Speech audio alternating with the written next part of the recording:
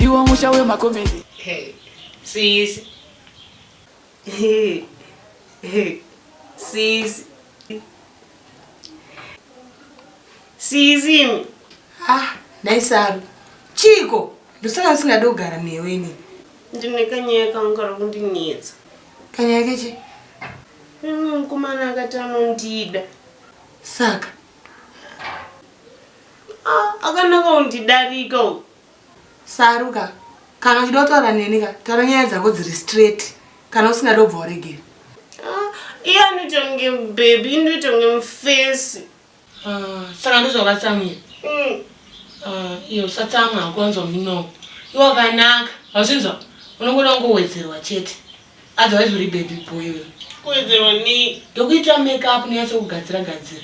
Uri baby rakanaka iwewe. Sure. Zvekuti iye kana asina kunyatsosimba ka, ndanyatsokugadzira mugadziriro wangu inini. Haatauri newe kaviri. Sure. Ndigadzirika. Asi kana ndakugadzira, hazviri kuti unongosvika nomubvuma. Achingoti ndikuda kuti neniwo. Unombotanga kuramba-ramba. Handiti? Bosi unozoita kunge munhu ari loose. Ndanga kuramba-ramba, kuramba-ramba. Kana iye akakutiza, bosi anogona kutsama, obva atanga kukutiza. Unomutera, wanzwa? Ndinimani. Obva wamudzwa ndotokuda ndiyo. Saka ndokugadzira. Ndigadzirei. Mbera ndichine mbirikini ndione. Ndinyatsona. Handagodonewe uri mufana wangu. Ndonyatsokugadzira kozi toda kuti ite muchato pakumba kweda kuna munhu akambochata. Ndotonyatsa. Antonoda zvochata.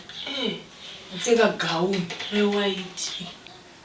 Saka wati anyatsonaka zoti kana ini ndikamuona ndoyatsoti munhu akanaka. Kwashajaiye.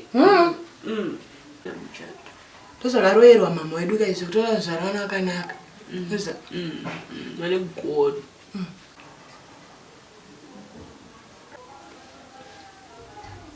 Paiso muromo. Kude muromo usanganise.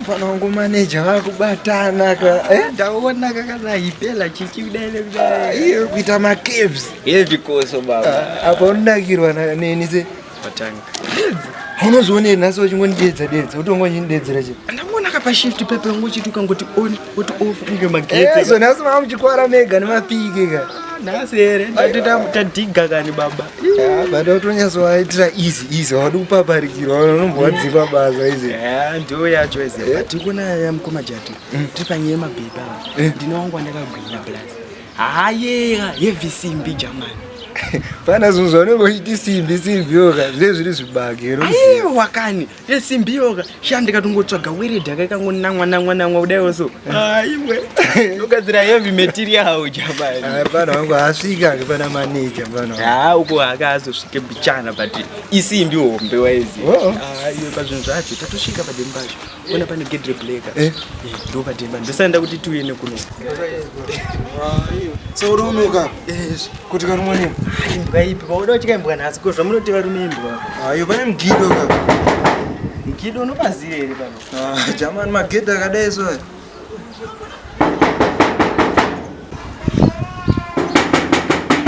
bora zvirwa